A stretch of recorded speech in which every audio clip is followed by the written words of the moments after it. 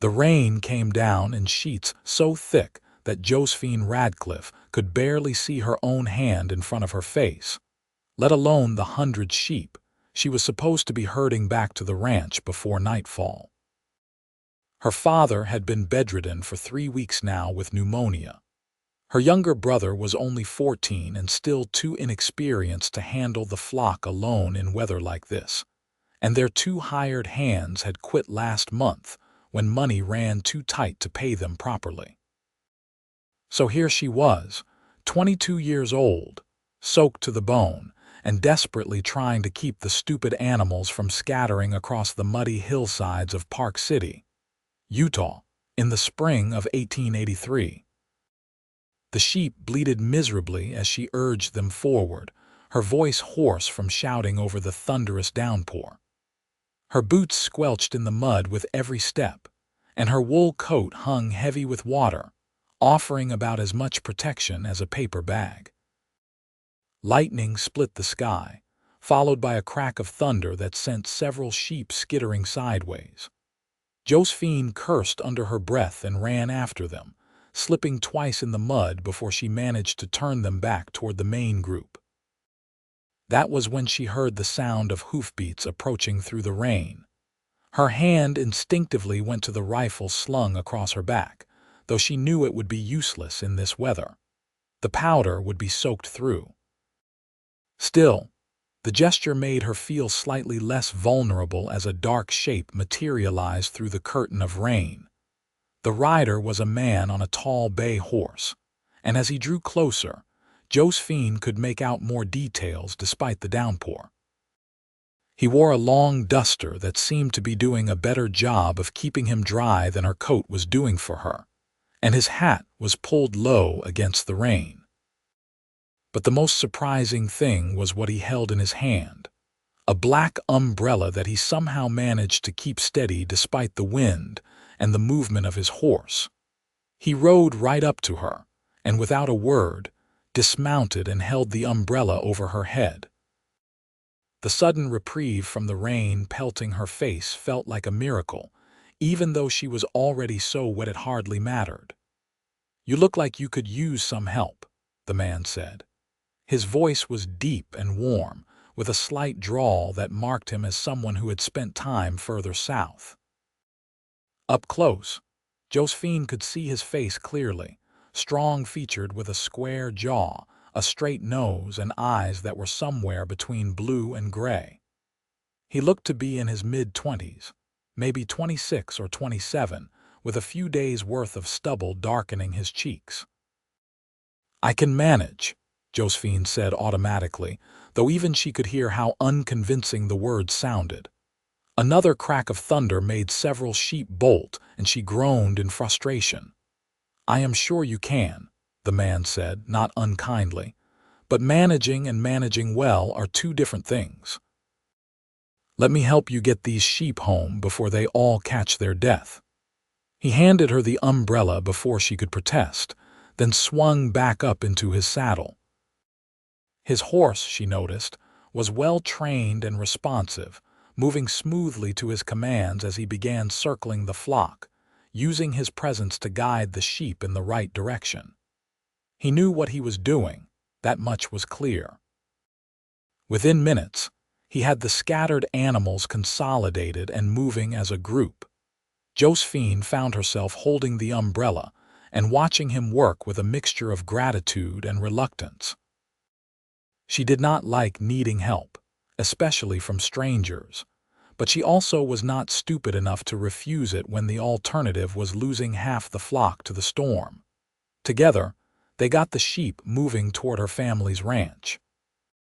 The man, whose name she still did not know, rode point while Josephine brought up the rear, occasionally shouting at stragglers to keep up. The umbrella was a blessed relief for her face and head, even if the rest of her was still drenched. It took nearly an hour to reach the ranch, though it should have been half that in decent weather. By the time they herded the last sheep into the enclosure near the barn, the rain was starting to let up, though the sky remained a dark, threatening gray. Josephine closed the gate and leaned against it for a moment, exhausted. The stranger dismounted and walked over to her, taking the umbrella back with a small smile. "Thank you," Josephine said, meaning it. "I do not know what I would have done without your help." "You would have managed," the man said, "but you might have been out there until midnight doing it." He paused, then extended his hand. "I am Caleb Turner." She shook his hand, noticing despite her fatigue that his grip was firm and warm.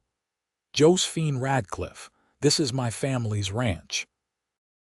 "I figured as much." Caleb looked around, taking in the modest house, the barn that needed repairs, the corrals that were sturdy but aging. "I heard in town that the Radcliffe place might be looking for help." Josephine felt her cheeks flush with embarrassment. Of course people in Park City would know about their troubles. Nothing stayed secret in a town of barely 300 people. "My father has been ill," she said stiffly. "But he is getting better and we will be fine." Caleb nodded, not pushing the point. "I am sure you will be. But in the meantime, I am between jobs and looking for work. I am good with animals. I can fix just about anything that needs fixing, and I do not mind hard work." Josephine wanted to say no. She wanted to tell him that they did not need charity, that they could handle their own problems. But the truth was that they desperately needed help, and turning away a capable ranch hand out of pride would be foolish.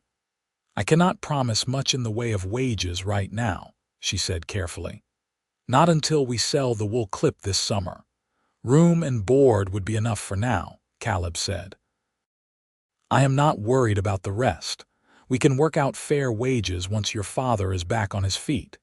It was such a generous offer that Josephine felt immediately suspicious. "Why would you do that?" Caleb was quiet for a moment, looking out at the rain-soaked landscape. "I have been drifting for a while now," he said finally. "Ever since my own family's ranch down in Arizona was sold off after my father died. I am tired of drifting. I want to put down roots somewhere, do honest work, be part of a community again. Your place here, it reminds me of home. And you seem like good people." There was something in his voice, a note of genuine longing that made Josephine believe him. She studied his face, looking for any sign of deception, but found only earnest sincerity. "All right," she said. "We have a small cabin out back that the hired hands used to use. It is not much, but it is dry and has a stove. You can stay there. Meals are with the family in the main house." A smile broke across Caleb's face, transforming his serious expression into something warmer and more open. "Thank you, Miss Radcliffe. You will not regret this." "It is just Josephine," she said. "Or Joe, if you prefer." "Joe," Caleb repeated, as if testing the name. "I like that." They stood there in the drizzle for another moment, and Josephine became aware that she was staring at him, and that he was staring back. She cleared her throat and looked away, suddenly feeling flustered in a way that had nothing to do with the cold or the wet. "Let me show you to the cabin," she said. "And then you should come up to the house. My mother will want to thank you for your help today, and we always have plenty for dinner." The cabin turned out to be in better shape than Josephine had made it sound.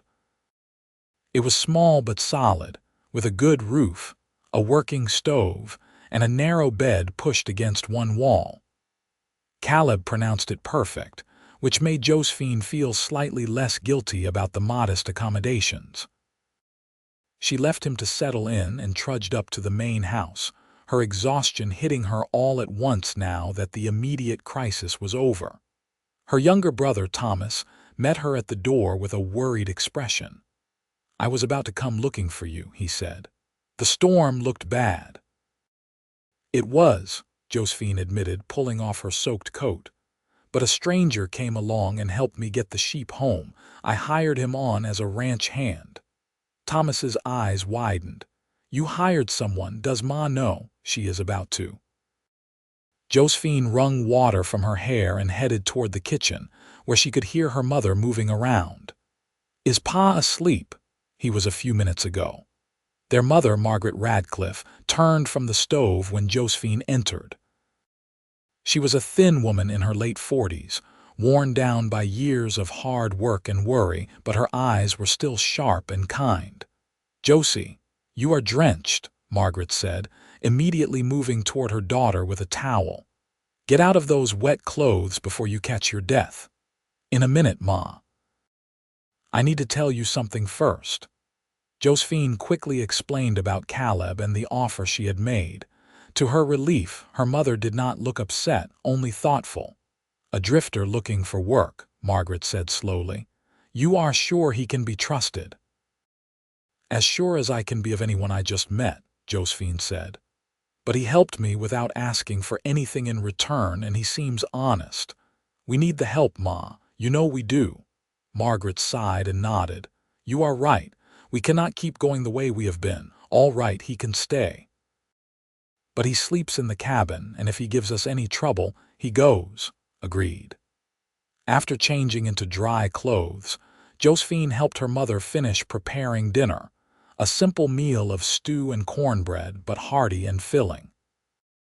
When Caleb knocked on the door 20 minutes later, also in dry clothes from his pack, he was welcomed warmly by Margaret and regarded with curiosity by Thomas.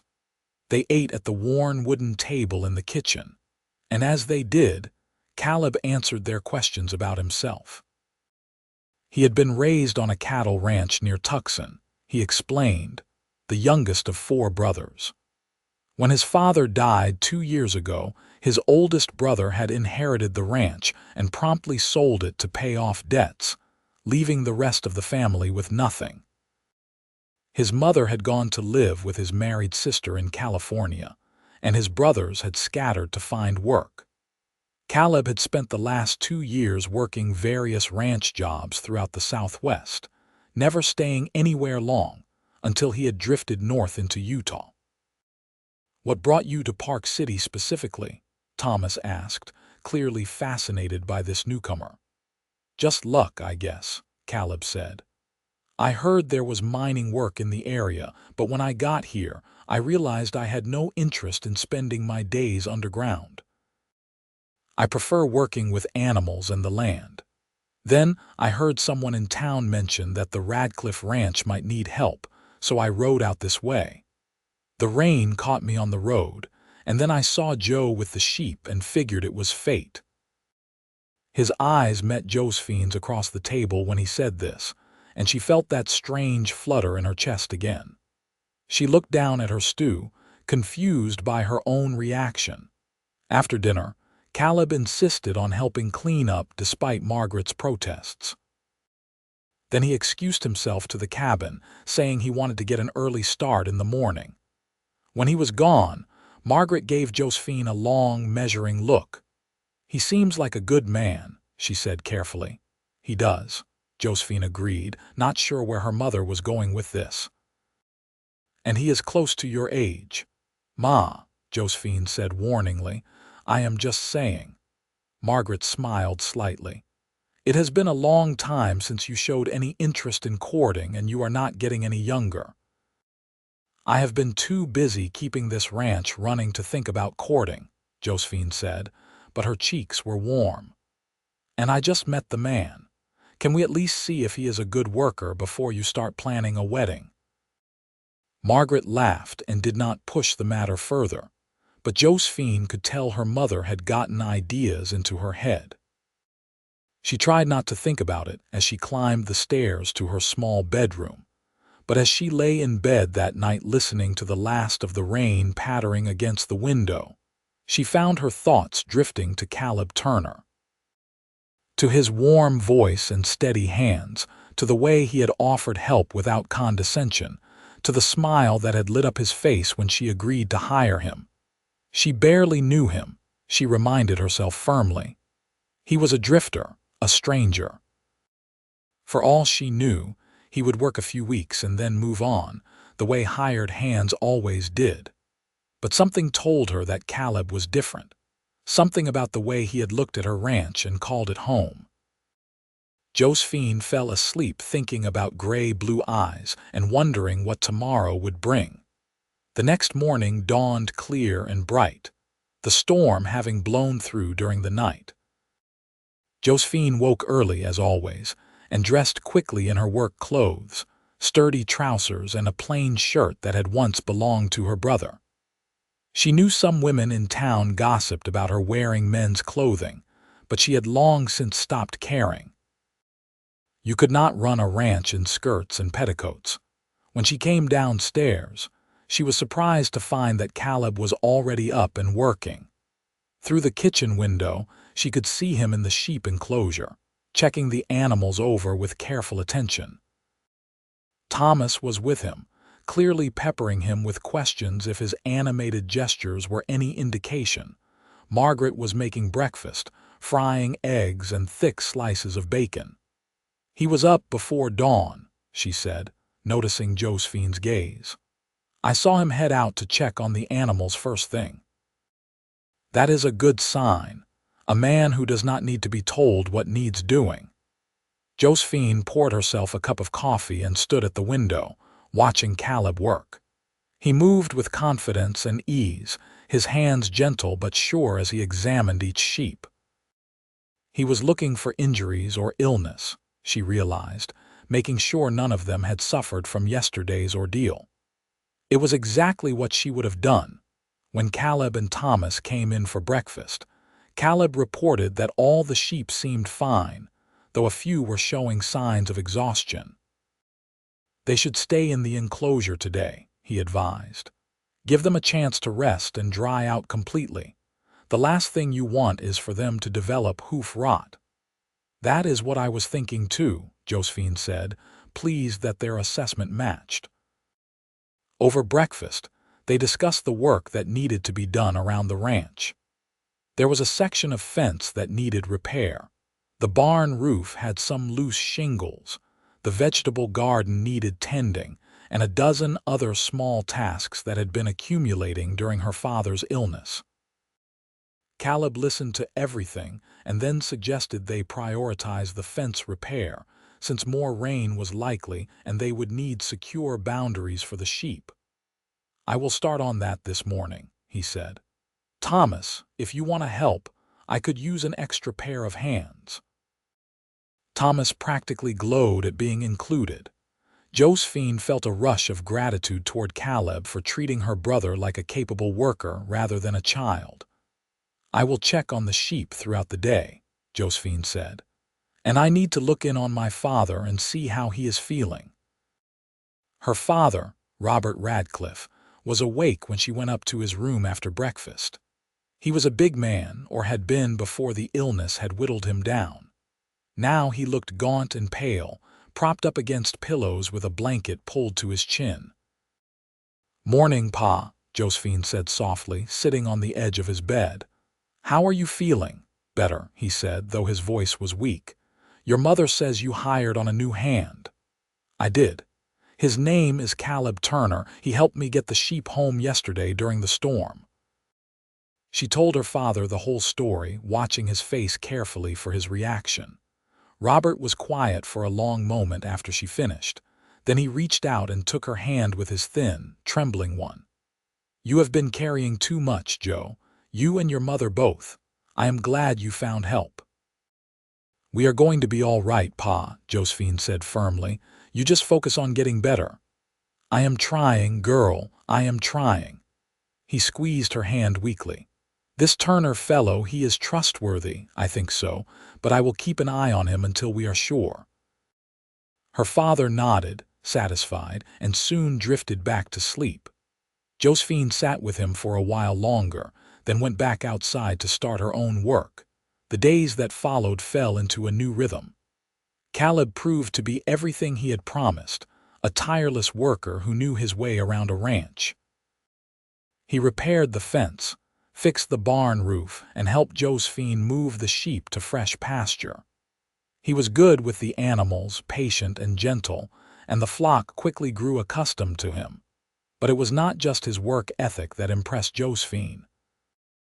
Caleb had an easy way about him that made everyone feel comfortable. He joked with Thomas, teaching the boy new skills and treating him like a partner rather than a subordinate. He charmed Margaret with his polite manners and genuine appreciation for her cooking. Even Robert, on the days when he was feeling well enough to sit in a chair by the window, seemed to perk up when Caleb came to give him reports on the ranch's progress.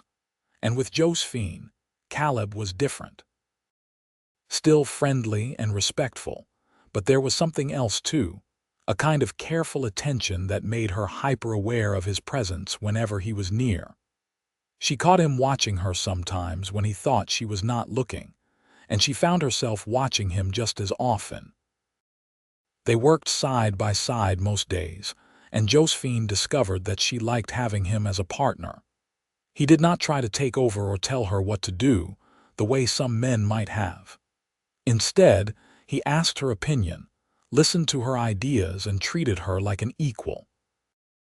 It was refreshing, and, if she was being honest with herself, attractive.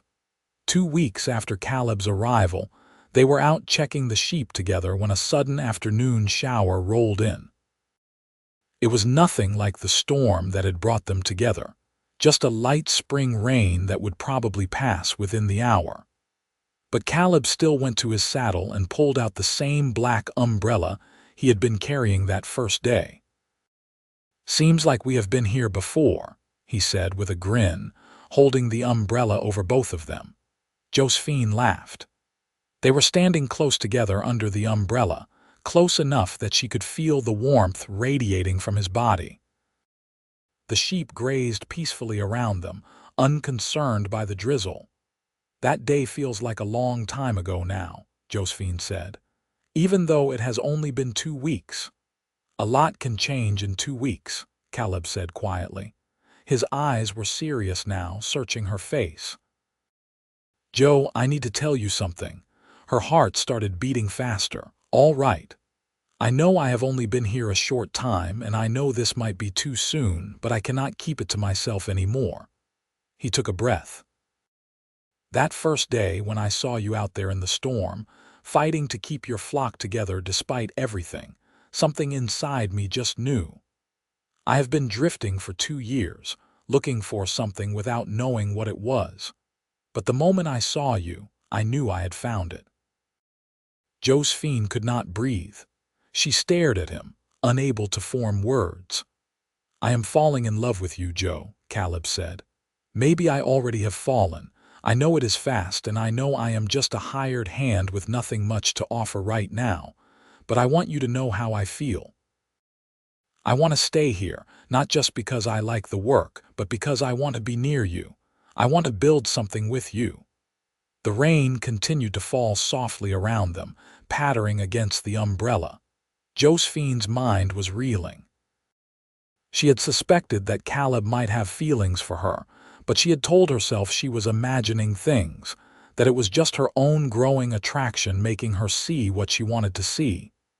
"You barely know me," she managed to say. "I know enough," Caleb said. "I know you are strong and capable and stubborn. I know you love your family fiercely and would do anything for them. I know you are not afraid of hard work or bad weather or difficult situations. I know that when you smile, which you do not do often enough, it lights up your whole face. And I know that when I imagine my future now, you are in it." Tears were prickling at Josephine's eyes, though she could not have said exactly why. "Caleb, you do not have to say anything right now," he said quickly. "I just needed you to know. I needed to be honest with you. If you do not feel the same way, I will understand. I will still work hard and treat you with respect, and I will not make things awkward. But if there is any chance that you might feel the same way, even a little, then I had to tell you. Because I do not want to waste time pretending when life is too short and uncertain." Josephine looked up at him, at his earnest face and hopeful eyes, and felt something inside her chest crack open. The truth was, she had been falling for him too. She had been trying to deny it, trying to be practical and cautious, but the feelings were there nonetheless. Every time he smiled at her, Every time their hands brushed while working, every time she heard his voice calling her name, her heart responded. "I do feel the same way," she whispered. "I've been trying not to, because it seemed too fast and too risky, but I cannot help it." The smile that spread across Caleb's face was like the sun breaking through clouds. He set the umbrella aside, letting it fall to the grass, and took both of her hands in his. "Really?" "Really," she said. And then she was smiling too, feeling lighter and happier than she had in months. Caleb pulled her closer and Josephine went willingly, tilting her face up to his. Their first kiss was soft and sweet, tentative despite the passion underneath. The rain fell on them, unheeded now, soaking their hair and clothes while the sheep continued grazing and the world seemed to narrow down to just the two of them. When they finally pulled apart, both breathing hard, Caleb rested his forehead against hers. "I want to do this right," he said. "I want to court you properly with your parents' permission. I want to marry you, Joe. I want to build a life with you here." "Yes," Josephine said, the word coming out fierce and certain. "Yes to all of it." They kissed again, longer this time, and when they finally remembered the umbrella and picked it up, they were both laughing and soaked through and completely happy. That evening, Caleb asked to speak with Robert and Margaret privately. Josephine waited anxiously in the kitchen with Thomas, who kept asking what was going on until she finally snapped at him to be quiet. When her parents emerged from the bedroom with Caleb, both were smiling. "He asked permission to court you," Margaret said, her eyes suspiciously bright. "And we said yes." Robert was back in bed, too tired to stay up longer, but he had given his blessing. "He is a good man," Margaret reported, "and he clearly loves you. Your father and I could not be happier." The next few months were some of the happiest of Josephine's life. She and Caleb spent every possible moment together, working side by side during the day and taking evening walks after dinner. He courted her with small gestures, wildflowers left on the porch railing, a new book ordered from Salt Lake City because she had mentioned wanting to read it, help with tasks before she even asked. And he courted her with big gestures too, like the day he rode into town and came back with lumber to build new chicken coops, or the weekend he spent helping her mother preserve vegetables for the winter. Robert's health slowly improved. By early summer, he was up and moving around, though still not strong enough for heavy work. But his spirits were better, especially as he saw the ranch thriving under Caleb and Josephine's joint management. The sheep's wool brought a good price that year, enough to pay off some debts and make necessary repairs. For the first time in a long while, the future looked bright. One evening in late July, Caleb asked Josephine to take a walk with him after supper. They strolled out past the barn, past the sheep enclosures to a spot on a small hill that overlooked the ranch. The sun was setting, painting the sky in shades of orange and pink and gold. "I love this view," Caleb said. "Every time I see it, I think about how lucky I am to be here." "We are lucky to have you," Josephine said. "I do not know what we would have done without you." "You would have managed," Caleb said with a smile. "You always manage, Joe. That is one of the things I love most about you." He paused, then reached into his pocket. "But I hope you will not have to manage alone anymore." Josephine's breath caught as he pulled out a small box and opened it. Inside was a ring, simple but beautiful, a thin gold band with a small diamond set in the center. "This was my grandmother's ring," Caleb said. "My mother gave it to me before I left Arizona. She said to save it for the woman I wanted to marry." He got down on one knee, looking up at her with such love in his eyes that Josephine felt tears starting to flow. "Josephine Radcliffe, I know we have not been courting long by most people's standards, but every day I spend with you, I am more certain that you are the person I want to spend my life with. You are my partner, my best friend, and the love of my life. Will you marry me?" "Yes," Josephine said through her tears. "Yes, absolutely yes." Caleb stood and slipped the ring onto her finger. It fit perfectly.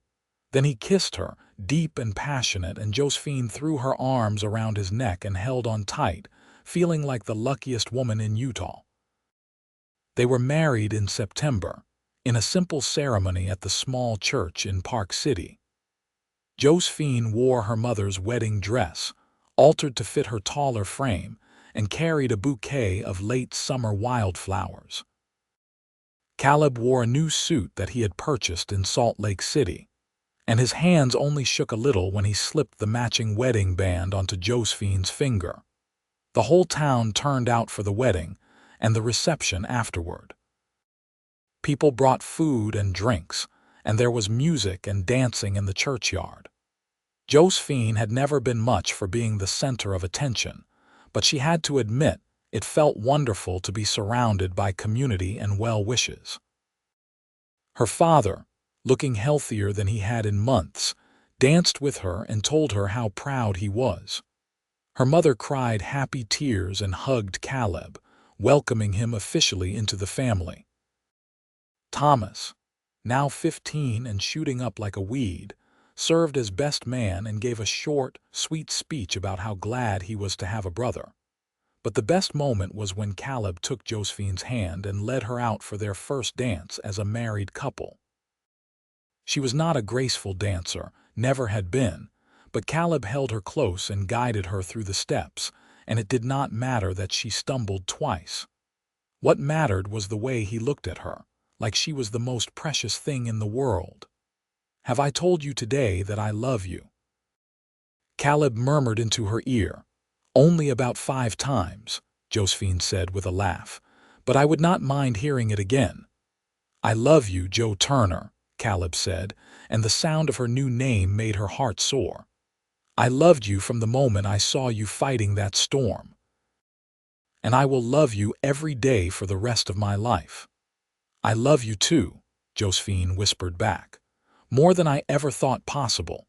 They spent their wedding night in the cabin that had been Caleb's home since that rainy day in spring. Margaret had discreetly moved out all of Josephine's things from the main house earlier in the week, and the small space now held both of their belongings. It was cramped and modest, but it was theirs, and that was all that mattered. Caleb carried Josephine over the threshold, making her laugh and protest that she was perfectly capable of walking. He set her down gently and closed the door behind them, and then they were alone together for the first time as husband and wife. They took their time that night, exploring and learning each other with gentle touches and whispered words. Caleb was patient and tender, making sure Josephine felt safe and loved.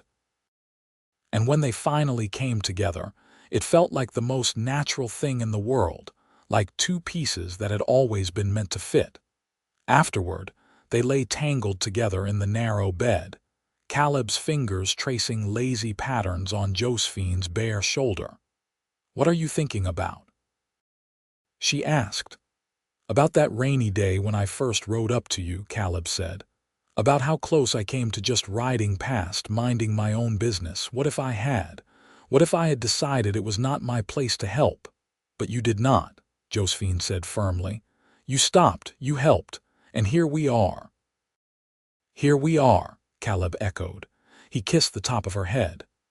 "I used to think I was cursed, you know. Losing my father, losing the ranch, drifting from place to place with no home. But now I think maybe I had to go through all of that so I would end up here with you. Maybe everything happens for a reason." "Maybe it does," Josephine agreed. She snuggled closer to him, feeling safe and content in a way she never had before. "I am glad you rode up with that umbrella." "Best decision I ever made," Caleb said. They fell asleep like that, wrapped around each other, while outside the window the stars wheeled overhead and the sheep made soft noises in their enclosures, and the ranch settled into peaceful night. Life as a married couple fell into its own rhythm over the following months. Josephine and Caleb worked the ranch together, true partners in every sense. They expanded the flock, adding another 50 sheep in the spring. They planted a bigger vegetable garden and started keeping chickens and pigs. Caleb built a proper addition onto the cabin, adding a second room so they would have more space. Robert continued to regain his strength, though he was not quite the man he had been before the illness. He was content to let Caleb and Josephine run the day-to-day operations of the ranch while he focused on lighter tasks and offered advice when needed.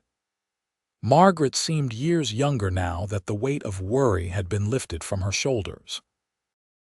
Thomas, growing into a capable young man, learned everything he could from Caleb and talked about eventually having his own ranch someday. The town of Park City was growing too. The mines were doing well, bringing in more people and more money. New businesses opened on Main Street. There was even talk of bringing a railroad spur through the area. The Radcliffe Ranch benefited from the growth, as the increased population meant higher demand for wool and mutton. It was a good life, Josephine thought often. Hard work, yes, but satisfying. And having Caleb by her side made all the difference. He was everything she had not known she needed, a partner who respected her strength but was not threatened by it, someone who could make her laugh even on the hardest days, a man who loved her with his whole heart. 2 years after their wedding, Josephine discovered she was pregnant. She told Caleb one evening in bed, nervous about his reaction even though she knew he wanted children. "Really?" Caleb sat up, his eyes wide with excitement. "We are going to have a baby, we are," Josephine confirmed. "In about 6 months, if I am calculating right." Caleb let out a whoop of joy and pulled her into his arms, kissing her face all over until she was laughing and pushing him away. "We are going to have a baby," he kept repeating. "Joe, we are going to be parents." "I know," Josephine said, but she was smiling. His excitement was infectious. "Are you happy?" "Happy. I am over the moon. I am ecstatic. I am going to be a father." He placed his hand gently on her still flat stomach. "Hello in there, little one. I am your pa and I already love you so much." Josephine felt tears prick her eyes. "You are going to be a wonderful father." "I am going to try," Caleb said seriously. "I want to give our child everything I did not have: stability, security, a home that will never be taken away. And most importantly, parents who love each other and who will always be there." The pregnancy was not easy. Josephine was sick for the first few months, and she chafed at not being able to do all the physical work she was used to. But Caleb was endlessly patient, taking on extra tasks without complaint and making sure she rested. Margaret was a steady source of support and advice. Even Thomas helped out more, suddenly very protective of his older sister. Their son was born on a cold night in January of 1886. The labor was long and difficult, and there were moments when Josephine was sure she could not do it. But Caleb stayed by her side the whole time, holding her hand and encouraging her. And finally, in the early hours of the morning, their baby boy entered the world with a loud, indignant cry. "You did it," Caleb said, tears streaming down his face as the midwife placed the baby in Josephine's arms. "Joe, you did it. He is perfect." Josephine looked down at her son, at his tiny red face and dark hair, and felt a love so fierce it took her breath away. "He is perfect," she agreed. They named him Daniel, after Caleb's father, with Robert as his middle name after Josephine's father. Both grandfathers were immensely proud and spent hours arguing about who the baby looked like more. Adjusting to life with a newborn was chaotic. Daniel was a fussy baby who did not sleep well and needed constant attention. Josephine was exhausted all the time, her body still recovering from the birth while also trying to keep up with the demands of an infant. There were nights when she cried from sheer frustration and tiredness. But Caleb was there through all of it. He got up for nighttime feedings, walking Daniel around the cabin while singing softly to soothe him. He changed diapers without complaint and took the baby whenever Josephine needed a break.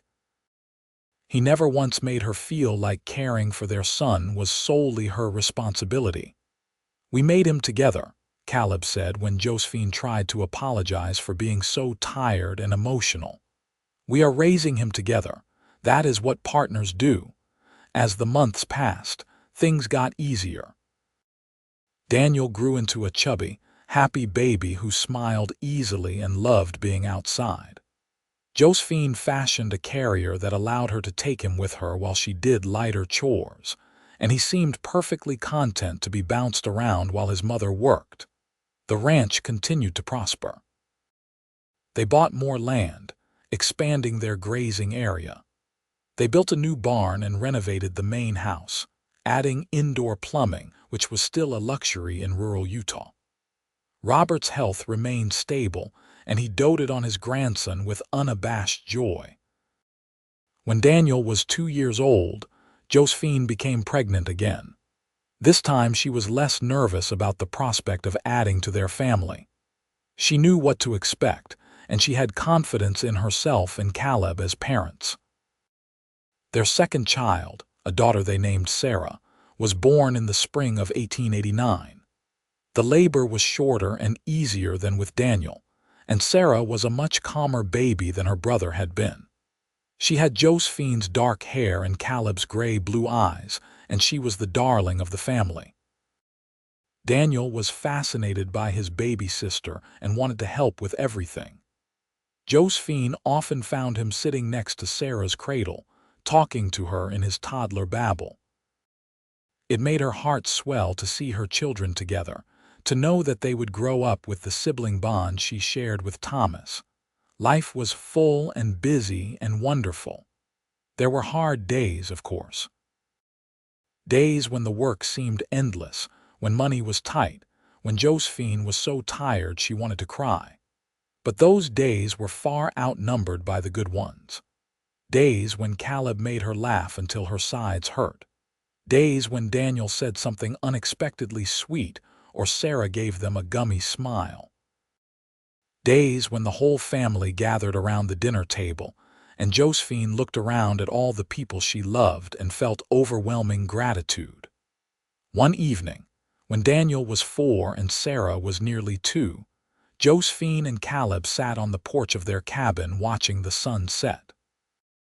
The children were asleep inside, and the ranch was quiet.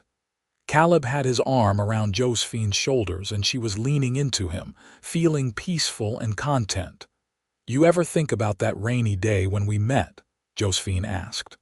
"All the time," Caleb said. "Sometimes I still cannot believe how lucky I was. What were the odds that I would be riding past at exactly the right moment?"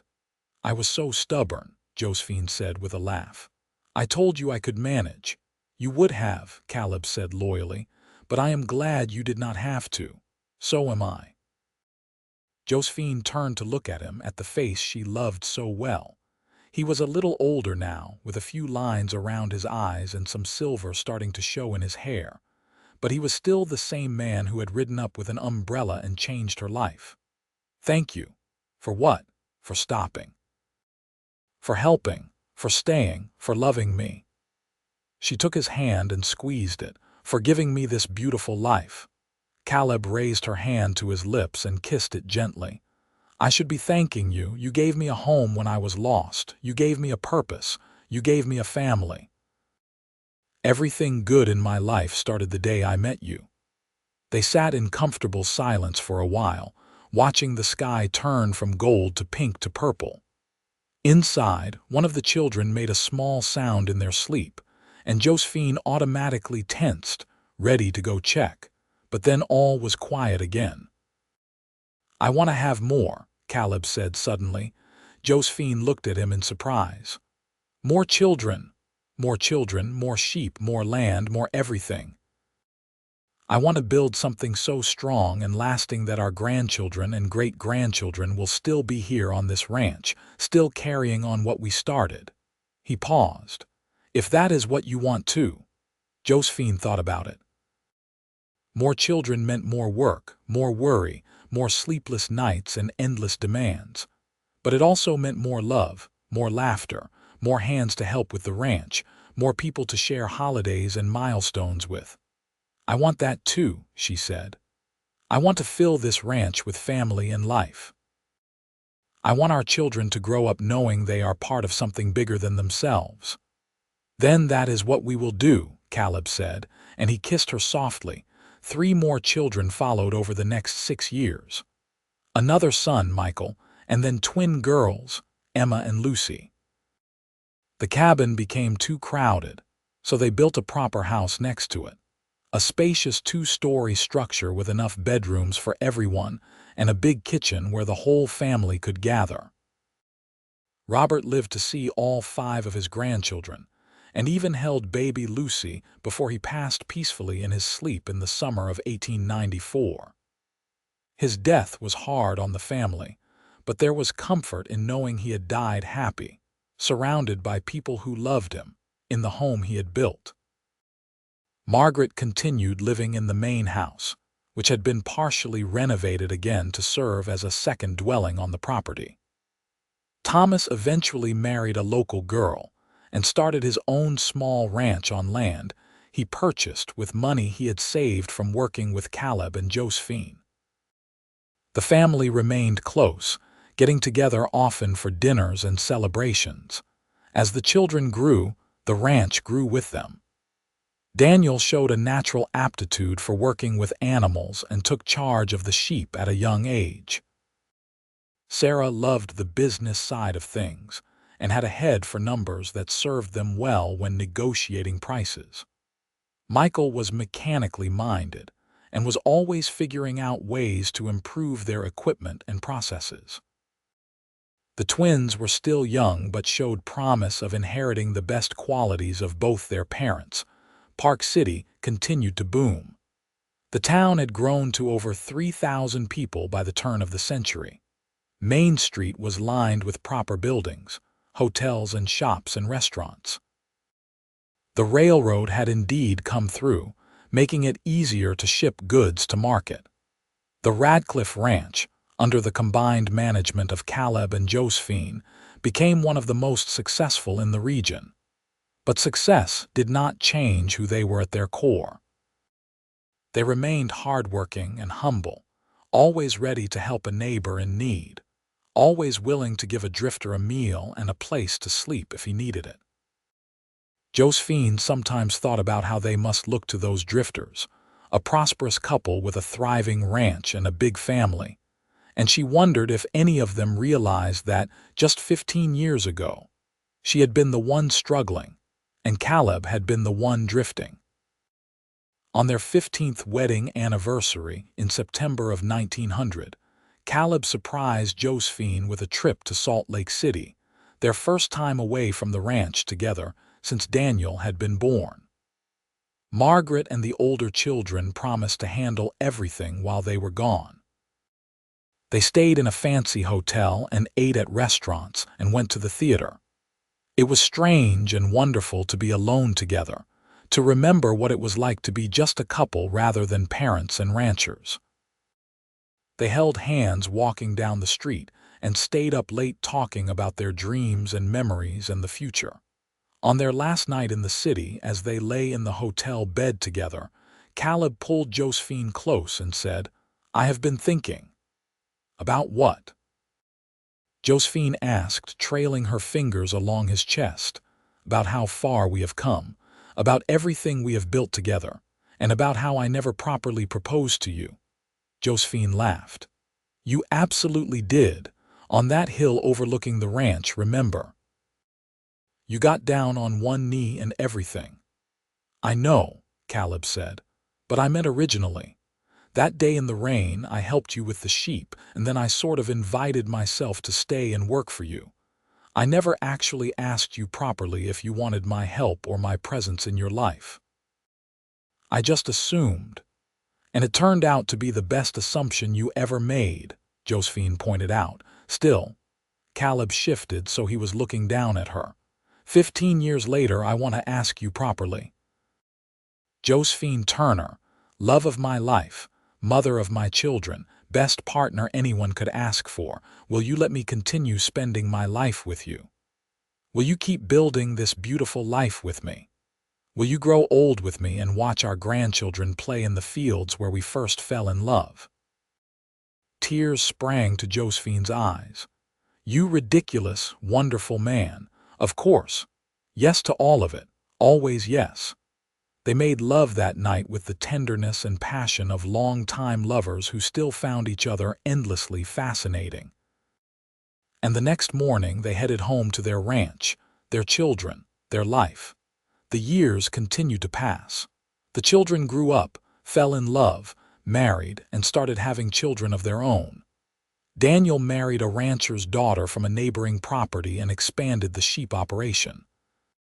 Sarah married a banker from Park City and helped manage the family's finances with even greater skill.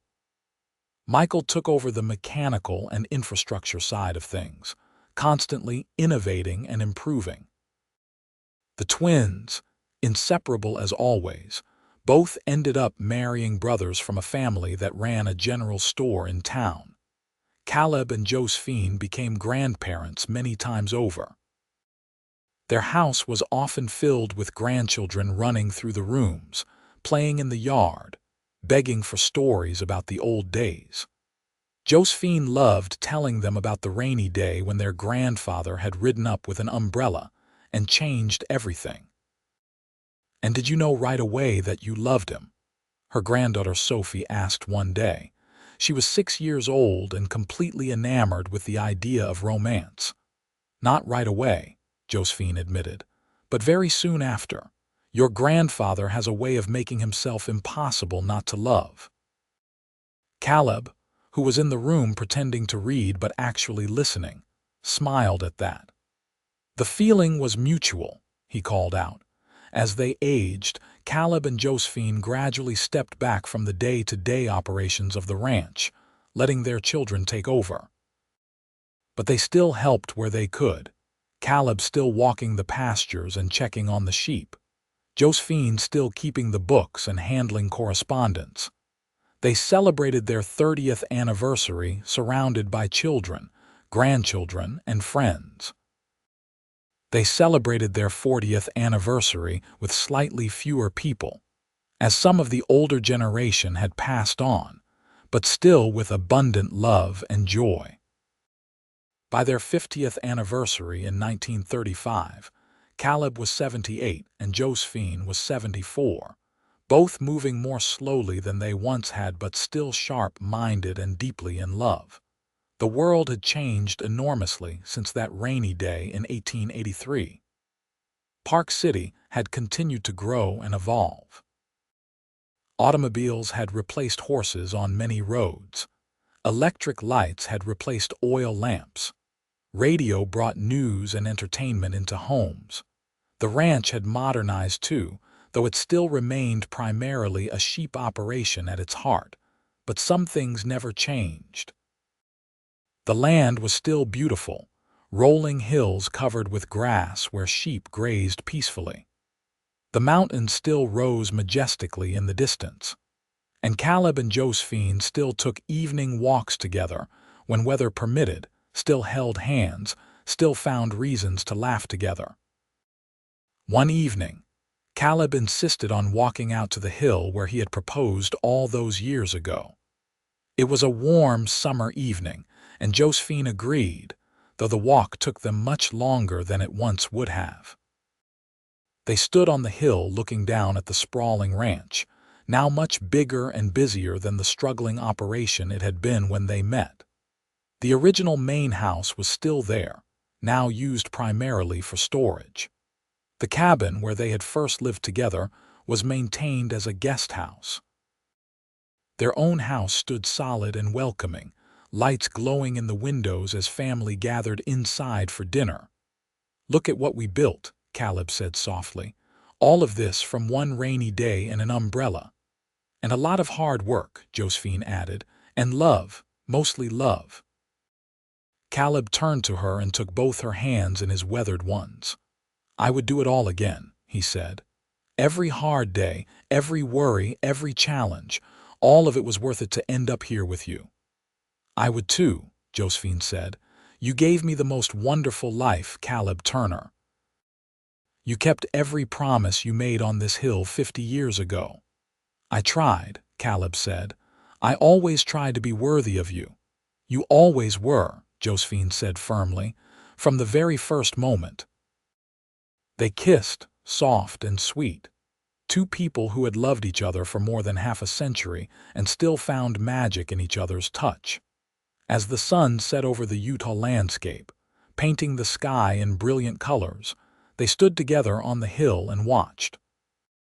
And somewhere in the distance, they could hear the sound of sheep bells and children's laughter and life continuing on in the place they had built from love and determination, and one stranger's decision to stop and offer help on a rainy day.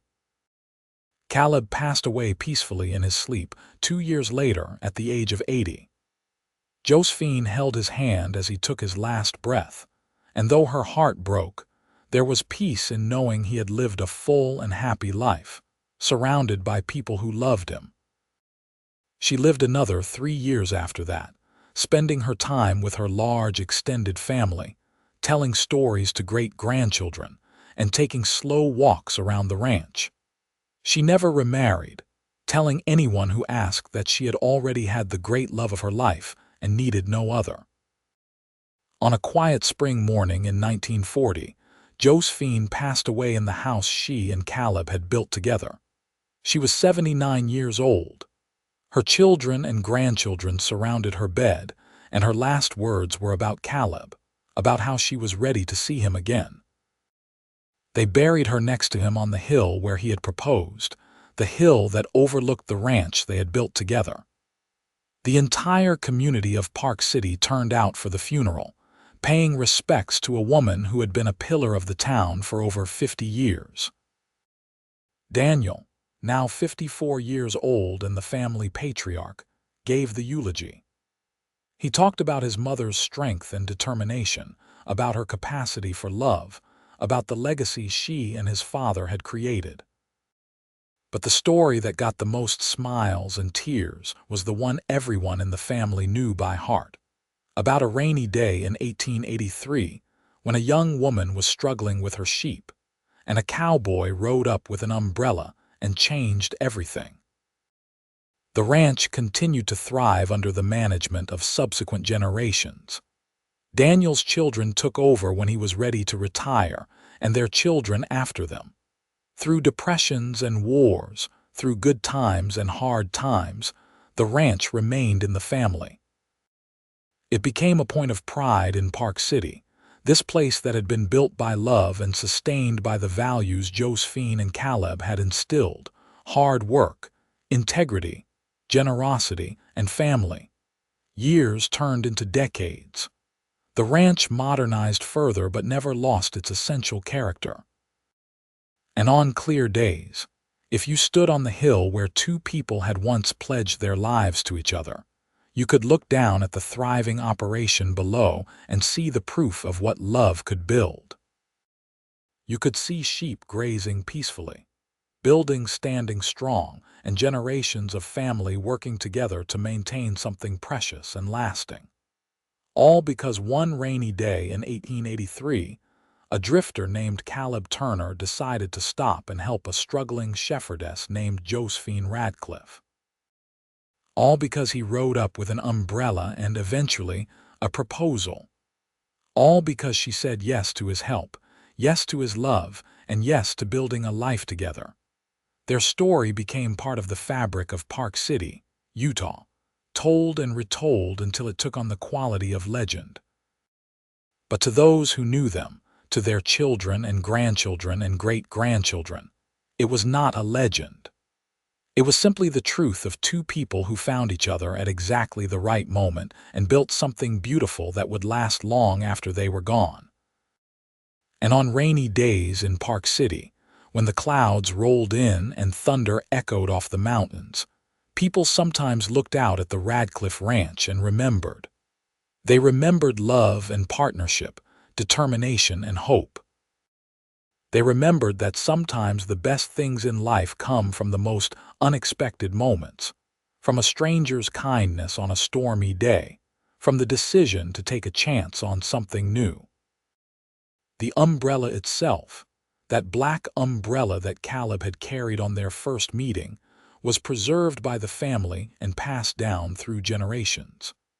It sat in a place of honor in the main house, a tangible reminder of where everything had begun. Children grew up hearing about the umbrella and the proposal, about Grandma Jo and Grandpa Caleb, about the ranch that love built. And so the story lived on, not as something ancient and dusty, but as something alive and relevant. Because at its heart, it was a story about hope and love, about two people who chose each other and built something lasting.